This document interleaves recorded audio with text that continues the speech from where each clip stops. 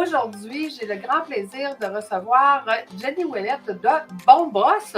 Écoute, déjà, juste le nom de l'entreprise, c'est merveilleux. Je travaille beaucoup trop. J'en ai trop. Ce n'est vraiment pas assez. Ce n'est pas productif. Je suis fatigué. J'ai perdu tout mon focus. La croissance va trop vite. Du temps, j'en ai pas. Tu es entrepreneur et au début, c'était le rêve, mais aujourd'hui, tu n'as plus de vie. Tu es à la bonne place. Fais voyager ton entreprise, te fera passer d'entrepreneur à chef d'entreprise. Je suis Lucie Bouchard, fondatrice de l'Académie de l'éclosion. Et ici, je vais t'accompagner avec des entrevues, des histoires. Je vais te donner des trucs et astuces. Merci de faire partie de mon univers. Je suis toujours au travail. Je suis fatigué. Je ne m'amuse plus. Je n'ai plus de vie. Je ne suis plus dans ma zone de génie. Et c'est parti!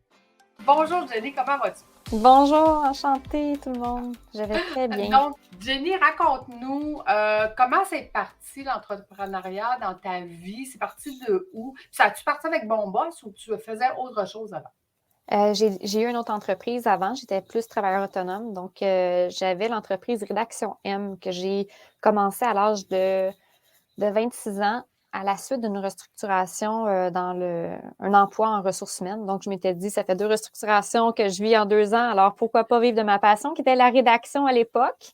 Okay. Et 3 ans et demi plus tard, là, j'ai lancé Bon Boss et j'ai fait la migration vers cette entreprise-là à temps plein. Et quand tu as imaginé Bon Boss, qu'est-ce que tu imaginais à ce moment-là? Pas ce que c'est aujourd'hui. En fait, vraiment pas. Donc, j'imaginais, bref, je me suis dit, avoir eu un bon boss dans ma carrière, j'aurais sûrement resté en ressources humaines. Et j'avais quitté pour aller faire Rédaction M où j'écrivais des sites web. Et c'est en étant plus dans tout ce qui est l'industrie des TI, des agences web où j'étais pigiste que je pouvais vraiment voir l'environnement agile. Et je trouvais qu'il y avait quelque chose de vraiment intéressant à retirer de ces entreprises-là. Et l'univers de la gestion de ressources humaines que j'adore, là, c'est une profession incroyable. J'adore tout ce qui est gestion de ressources humaines. Et je me suis dit, bien, avoir, dans le fond, la chance, je ferais un site web où on peut trouver un bon boss, mais aussi savoir, en fait, je pensais que c'était des bons leaders. Puis là, j'ai découvert le management un peu plus en détail.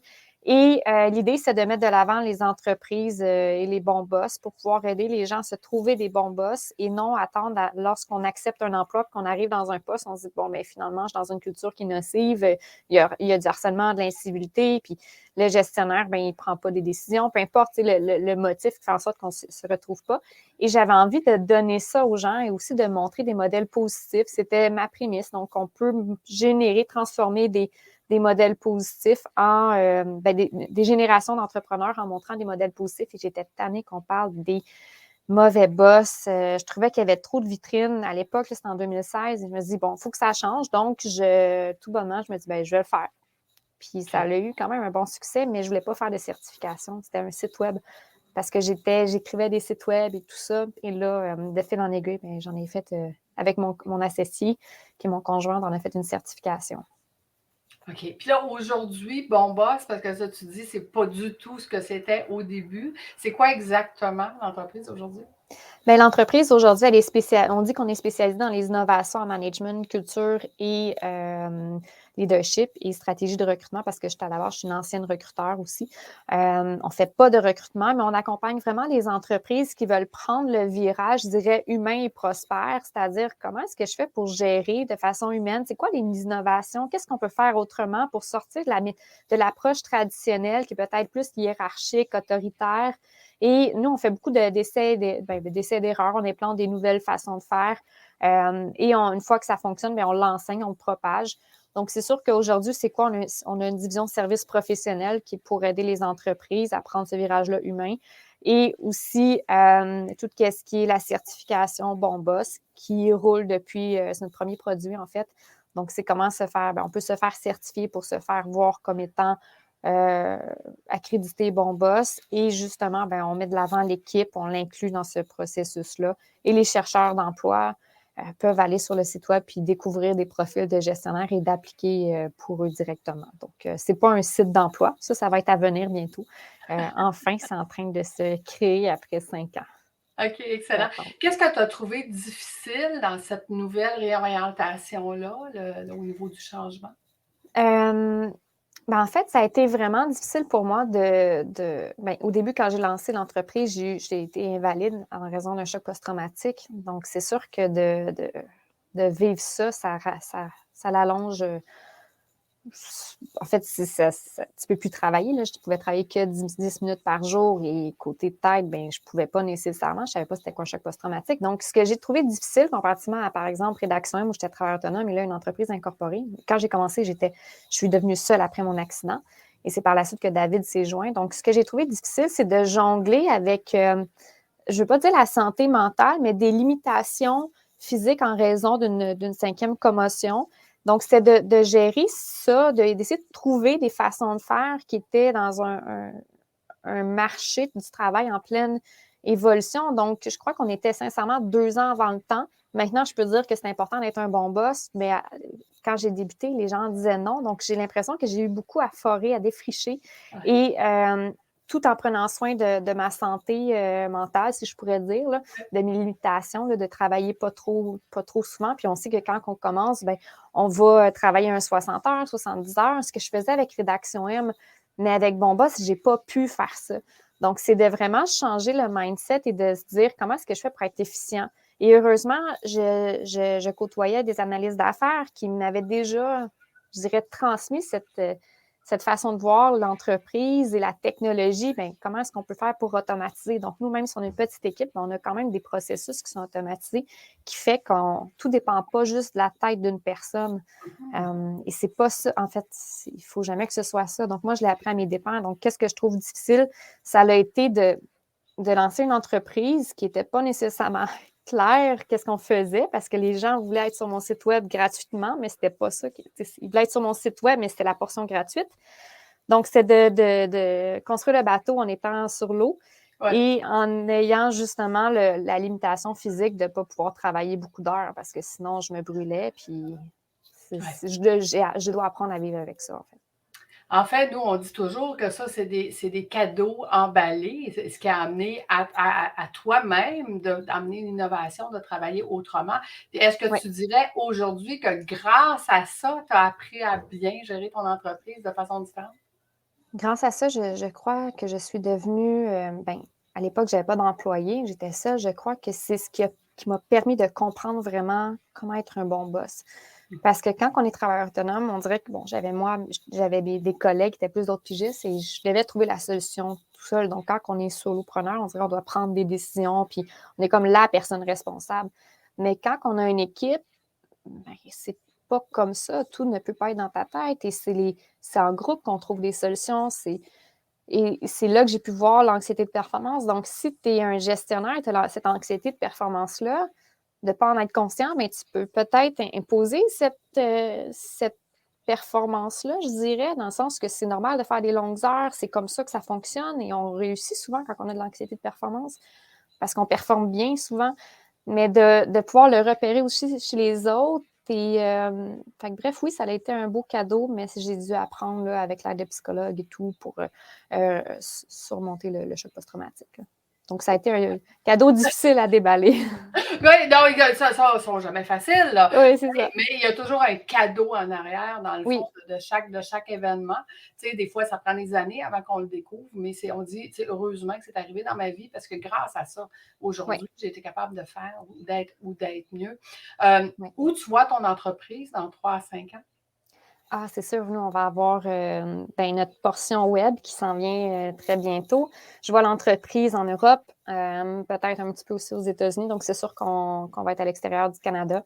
Je vois beaucoup plus d'entreprises et de bons boss certifiés parce on est en train de faire Bon Boss 3.0, donc on va arriver avec des nouveaux produits, encore plus d'innovation. Donc, je vois vraiment de l'expansion pour Bon Boss. Wow, c'est le fun. Puis ton industrie, où est-ce que tu la vois dans le futur? Qu'est-ce que tu penses qui va changer dans les prochaines années?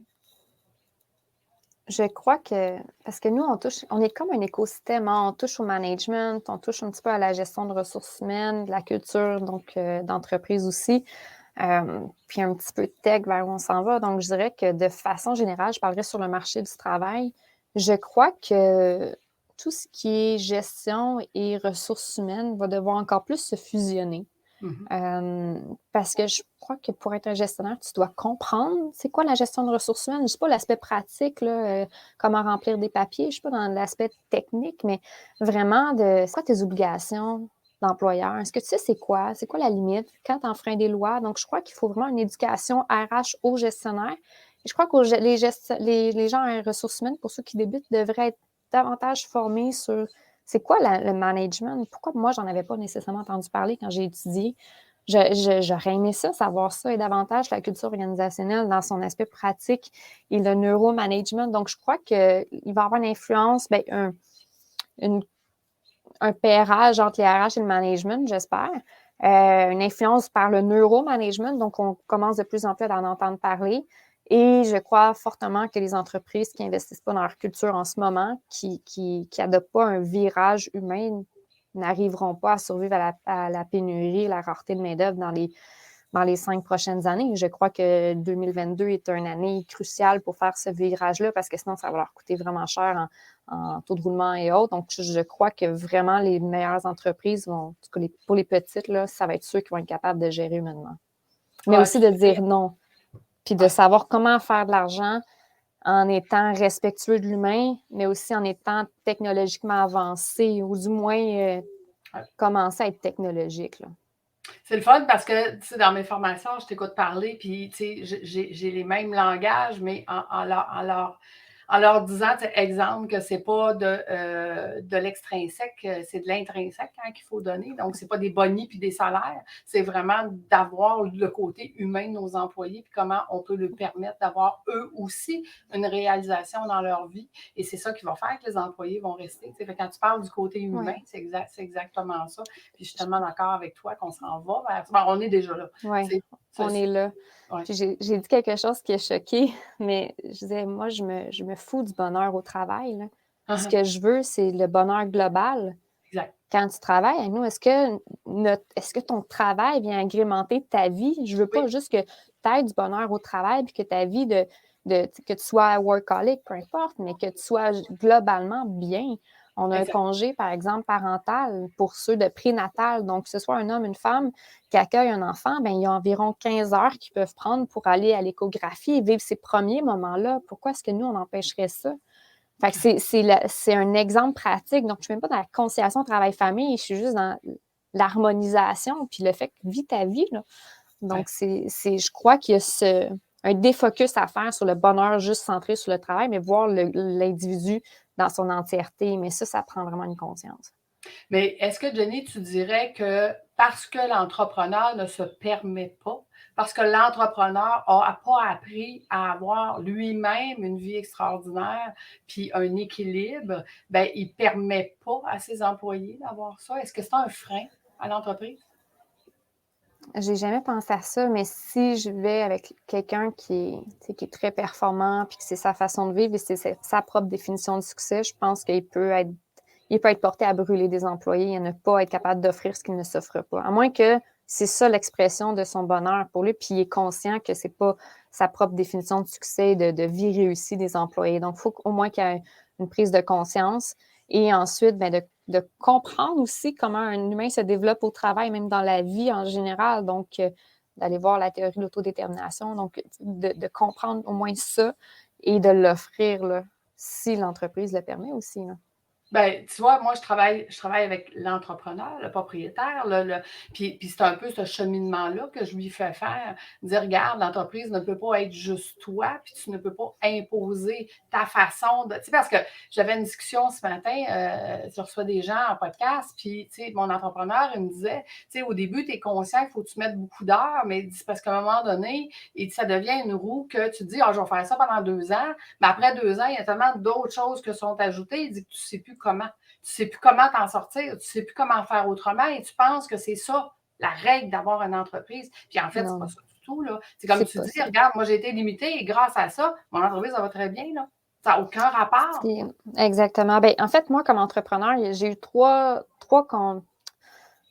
prises de conscience à faire. La première, quand j'ai lancé Rédaction M pour écrire des sites web, en fait, aussi des livres de mariage, mais j'en ai jamais écrit, c'était que des sites web. Mon instabilité devient ma stabilité. Donc, de comprendre ça, que les jours ne vont pas se ressembler, de comprendre ça, de quitter la stabilité de la vie salariée, de l'accepter, je suis devenue vraiment plus confortable dans mon rôle d'entrepreneur. Donc, ça m'a permis d'être agile encore plus. Résiliente. Ouais. Exactement, résiliente, c'est le bon mot. Et par la suite, de savoir que bon boss, c'est pas Jenny. Mm-hmm. Puis ça, quand mon conjoint est arrivé comme associé, ben il a fallu qu'on dissocie. Donc, quand tu es là, tu as d'autres personnes dans ton entreprise, que ce soit un associé ou pas, ben là, il faut que tu délègues, il faut que tu t'impartis. Donc, tu grandis avec tes employés aussi. Puis c'est comme ça que tu deviens un bon boss. Et c'est le fait que tu grandis avec ton équipe et tu apprends à devenir bon pour eux. Comme et comme ton équipe va devenir bonne pour toi aussi. Absolument. Donc, c'est de choisir les bonnes personnes. Et la dernière constatation, en fait, ça a été de dire non. Puis ça ne fait pas de toi un mauvais boss. C'est pas un bon boss, c'est pas un yes man. C'est de dire non puis d'être ferme sur certaines choses parce que c'est aussi un bon gestionnaire, un bon boss. Absolument. Et de là que je dis tout le temps, être un entrepreneur, être un gestionnaire, on n'a pas appris à être gestionnaire. Et souvent, on a appris à être entrepreneur sur le tas en faisant des essais-erreurs. Donc, comment changer de rôle, comment changer de chapeau, bien, ça prend des formations, ça prend de l'aide. Ça ne se fait pas comme ça. Ce que moi j'appelle aujourd'hui être un P de PDG, ben, pour lâcher le DG, là, c'est quoi un P? Ça fait quoi? Exactement, c'est bien dit. Les erreurs sont coûteuses. Ben, c'est un peu ça, tu sais. Puis après ça, ben, si je suis P de mon entreprise, donc président de mon entreprise, ben, ça l'amène tout le questionnement d'un CA, un conseil d'administration. Ça fait quoi un conseil d'administration? Je veux dire, ça travaille sur quoi? Ben, et là, de venir chercher des compétences. Fait que, dans le fond, ce que tu fais au niveau de, justement, management, ressources humaines et penser autrement, puis d'emmener l'humain, ça fait partie d'un des volets là, de très importants du pays.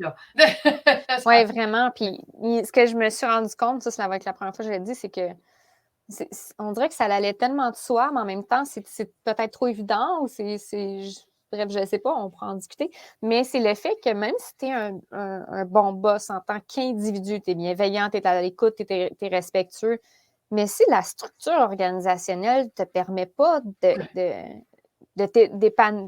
engendre pas de l'épanouissement parce qu'il y a trop de rigidité, il y a peu d'autonomie parce que c'est trop de tâches. Donc, ça devient comme difficile. Donc, j'ai des gens qui sont des gestionnaires exceptionnels, mais ils vont à contre-courant d'une structure.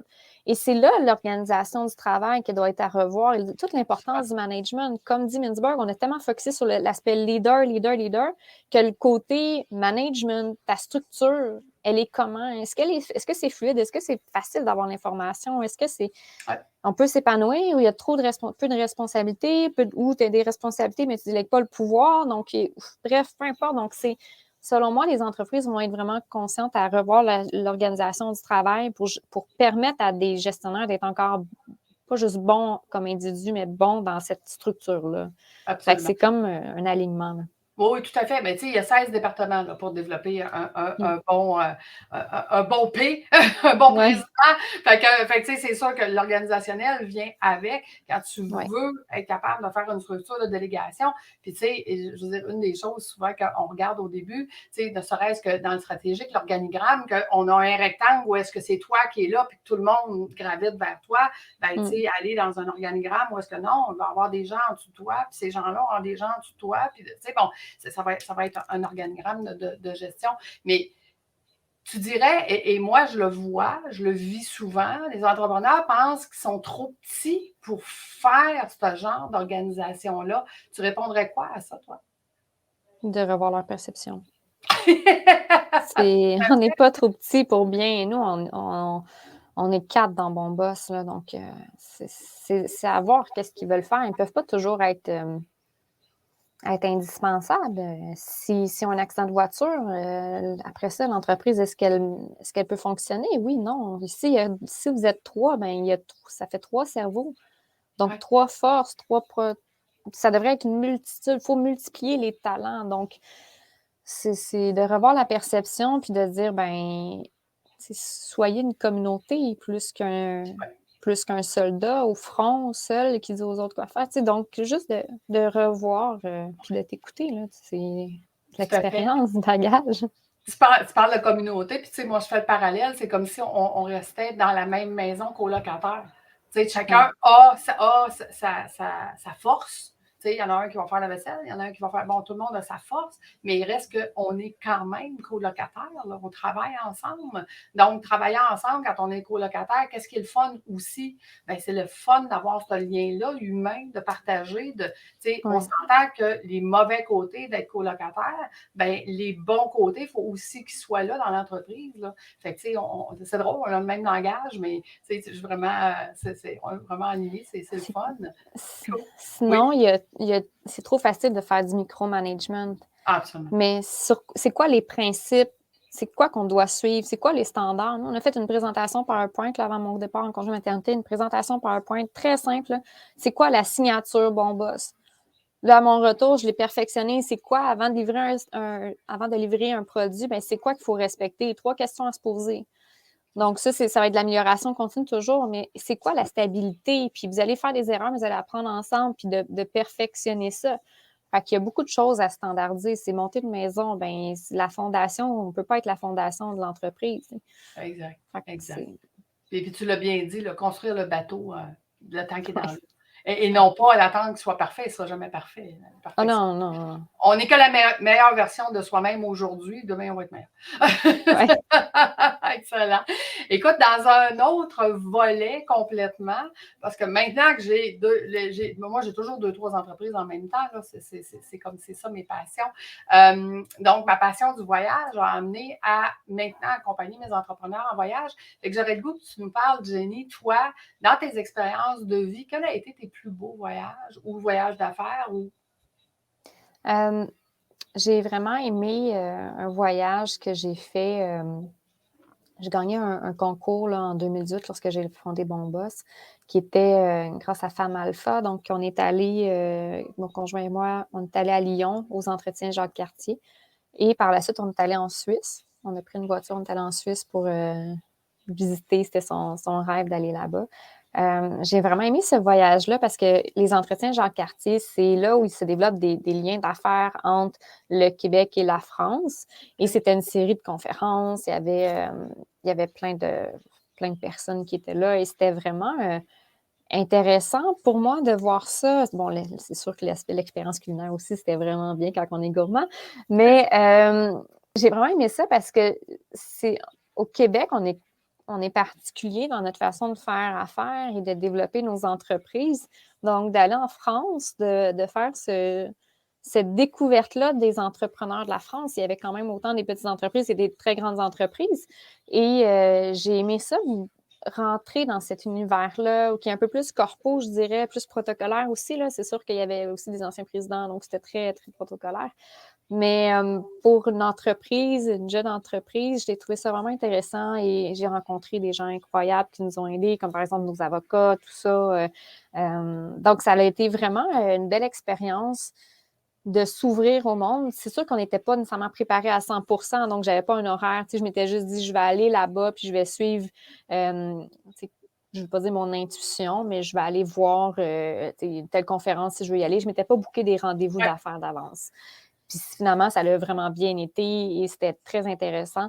Donc, ça a été mon plus beau voyage d'affaires. Sinon, j'étais allée à Bali. Ça a été intéressant. Ça a été challengeant aussi, côté décalage horaire. Donc, on s'est perdu au retour. Donc, on a dû arrêter en Russie et faire demi-tour pour revenir au Qatar. Donc, suite à un bris. Et personne ne voulait nous accueillir à travers l'Europe. Donc, il a fallu mon voyage de retour de 24 heures s'est transformé en 40 heures de vol. Oui, donc ça a été toute une histoire. Mais donc, Bali, sur un autre plan, je dirais, plus personnel, ça a été intéressant de voir aussi une autre culture. Combien de temps tu as été à Bali? 16 jours. Pourquoi Bali? Pourquoi Bali? J'ai une amie qui voulait aller vivre là. Donc, c'était pour la recherche de sa nouvelle demeure et tout. Donc, c'était quand même intéressant de voir ça. Donc, j'ai fait des super rencontres. C'était bien de voir aussi, comme je disais, une autre culture et tout. Donc, pourquoi Bali? C'était sac à dos, là. C'était pas du tout inclus, là. Ah oui, c'était sac à dos. C'était sac à dos. Oui, c'était sac à dos avec de l'aventure, je dirais, là, de pack-sac, là. Donc, c'était déstabilisant, mais ça avait fait du bien. C'était juste avant de lancer Bon Boss, donc j'étais allée me reposer là-bas. Et au retour, c'était en janvier et en mars, j'ai lancé Bon Boss. Donc, c'est ma façon de faire ma coupure entre Rédaction M et Bon Boss. Là, donc, Et ton prochain voyage de rêve, ce serait quoi? Ah, mais ça aurait tout le temps été, mais c'est juste une question de budget, c'est l'Italie. Donc, c'est sûr que les Pouilles, dans le sud de l'Italie, là, pour la gastronomie, pour tout ce qui est architectural aussi, donc l'histoire, c'est sûr que ça va être l'Italie. Bien, voyage déductible, mettre ça dans ton entreprise, c'est possible. Oui. Je ça de même. Il faudrait que je rencontre des gens, mais il y a oui, c'est sûr, il y a des belles entreprises là-bas aussi là, à rencontrer. Là, donc, Non, je mais connais tout pas à fait. Tu l'écosystème parlais, entrepreneurial. c'est ça, tu parlais de l'international tantôt. Est-ce que c'est ton voyage à Paris, en Europe, qui a fait que finalement, tu veux développer à l'international? C'est ça qui t'a donné le désir de? Bien, c'est sûr que c'était un objectif. On dirait que quand on part d'une entreprise, on dit on va être international. C'est comme un objectif. Tu sais, on va maîtriser. Moi, j'ai tout le temps, on maîtrise le cadre, ensuite on va à l'externe. Et ce qui est ironique, c'est que beaucoup d'entreprises de l'international veulent pas veulent notre concept, mais veulent se certifier. Donc, on a quasiment plus de facilité à vendre notre idée à des gens d'ailleurs que d'ici. Étrangement, puis ça a tout le temps été ça. Donc, d'aller là-bas, ça m'a fait voir, OK, oui, j'aime ça, puis c'est plus accessible, et de me poser les bonnes questions et de dire, bien, je dois investir aussi dans un bon plan parce que je ne veux pas juste débarquer là avec mon sac, mon laptop et me dire, finalement, je lance une nouvelle, je démarche un nouveau produit. Donc, c'est de voir aussi le respect des cultures. Donc, en France, par exemple, je me suis aperçue, est-ce que j'irai à Lyon? Non, parce que c'est très hiérarchique, c'est beaucoup syndiqué, tu sais, tous les emplois sont syndiqués. Le contexte, nous, j'y étais, puis là, il y a les gilets jaunes à l'époque qui a éclaté en plein moment où on était là. Donc, je me suis dit, est-ce que c'est un contexte favorable pour développer cette entreprise-là? Donc, c'est de se poser des bonnes questions. Je n'ai pas les réponses à toutes ces questions-là. Je vise encore l'Europe, mais peut-être d'autres endroits. Et ça a été plus facile de créer des liens.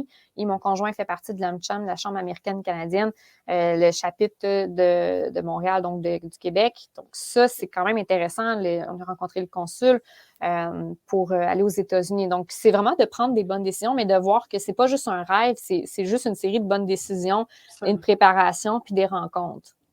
Tout à fait, tout à fait. C'est les liens qu'on crée. Puis mais tu sais, quand on est capable de définir le prochain pas pour l'entreprise, que ce soit financier ou que ce soit pour le plan stratégique, c'est ça qui fait qu'on avance beaucoup plus vite que quelqu'un qui dit, bien, tu sais, on va faire ça. Exactement. Donc, c'est plus accessible qu'on le pense. Ah oui, absolument. Ouais, puis il y a vraiment des gens qui peuvent des personnes qui peuvent nous aider. Donc, j'ai hâte. J'ai vraiment hâte. J'étais censée présenter Bon Boss à Google dans une rencontre juste avant la pandémie. C'était booké. Il allait y avoir des représentants de Google, Facebook, des États-Unis et tout. Donc, j'étais une des 3 conférencières et finalement, ça a été annulé. Là. Puis c'est là que j'ai pris conscience que la COVID-19 allait arriver, impacter le Québec. Là. Donc, ça, c'était en février. J'avais eu la mauvaise nouvelle, là, du moins le déclin. Donc, c'est vraiment de voir, nous, c'est une prise 2 parce qu'on était quand même assez... on avait commencé à avoir des contacts avec les États-Unis. Oui, c'est ça. Vous étiez sur une lancée, mais ce n'était qu'un ralenti pour mieux redécoller. Oui. Écoute, Denis, en mot de la fête, ça donnerait quoi comme conseil aux gens? Aux entrepreneurs et même aux employés, peu importe, je dirais faites ce que vous aimez. Parce que parfois, on veut vraiment réussir à tout prix, mais on perd de vue qu'est-ce qu'on aime.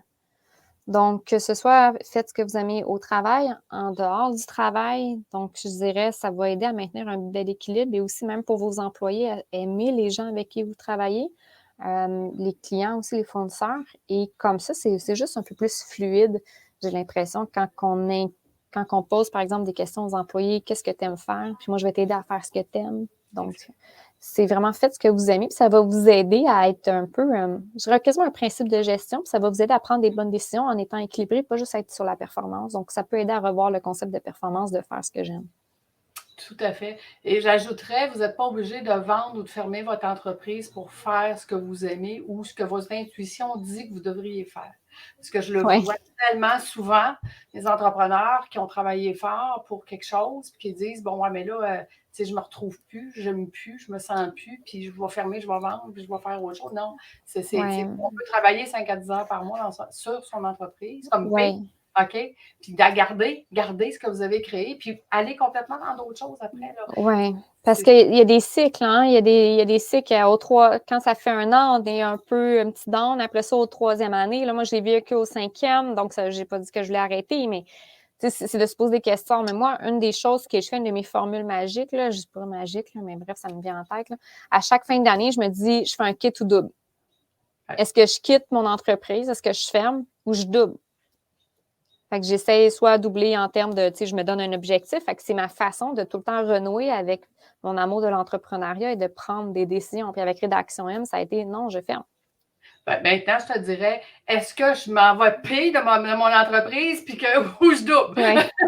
C'est ça. S'il vous plaît. Oui, mais finalement, on ne quitte pas, là, mais... Non, mais tu comprends? Quitter le poste de DG parce que ça ne nous pousse plus, parce qu'on n'aime plus, puis dire, OK, je vais apprendre comment juste présider mon entreprise pour m'en aller complètement où est-ce que mon cœur, mon intuition, ou ce que je veux faire dans le futur. Puis c'est tout à fait normal. Parce que quand on est entrepreneur, puis qu'on est justement résilient, puis qu'on a des multitudes de projets, ben, tu sais, quand ce projet-là, il est rendu mature, ben, c'est normal qu'on veuille faire autre chose, mais arrêtez, s'il vous plaît, de vendre ou de fermer. Je fais juste vous dire. Ça peut évoluer, là. Ça peut évoluer, définitivement. Ben, écoute, c'est ce que j'apprends à mes entrepreneurs. Dire, regarde, on va te sortir, puis tu vas pouvoir faire autre chose, puis tu vas continuer d'être rémunéré toute ta vie de ton entreprise. Tu n'auras pas travaillé pour rien. Donc, c'est comme un fonds de pension. Absolument, absolument. Les gens cherchent, je veux un revenu récurrent. C'est ton entreprise! Mais sans y travailler 50 heures par semaine, c'est ça que tu sais pas. Ouais. Donc, écoute, Jenny, un grand merci. Merci d'avoir accepté l'invitation ce midi. J'ai adoré notre entrevue. Puis, si les gens veulent te rejoindre, où est-ce que c'est plus facile? Dis-moi.